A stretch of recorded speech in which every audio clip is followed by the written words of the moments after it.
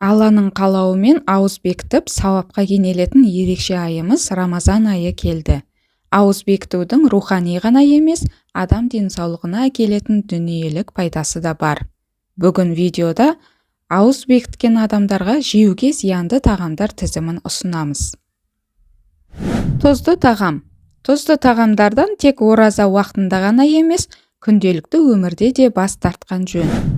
Майлы тағам. Майлы тағам асқазанға ауыр және қорытылуы қиын. Сондықтан неғұрлым жеңіл тағамдарды таңдау керек. Жұмыртқа. Жұмыртқа да қорытылуы қиын тағамдар қатарына жатады. Сондықтан ораза уақытында жұмыртқадан жасалатын тағамдарға жоламаған дұрыс. Ащы тағамдар.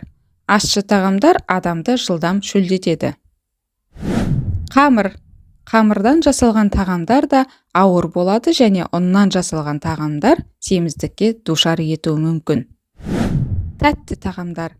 Тәтті тағамдарды күнделікті тұтынбаған абзал. Кондитерлік өнімдерден ораза уақытында тыйылған дұрыс. Газдалған тәтті сусындар. Бұл сусындарды ішкен адам жылдам шөлдейді.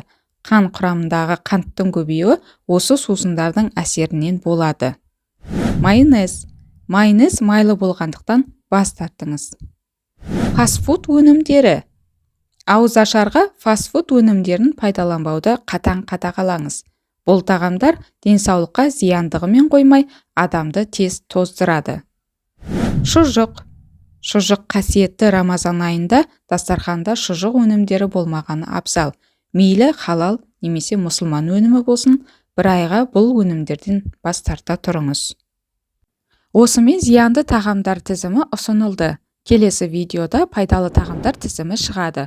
Осы видео ұнаса лайк басып, тіркеліп, қоңыраушаны басуды ұмытпаңыздар. Оразаларыңыз қабыл болсын.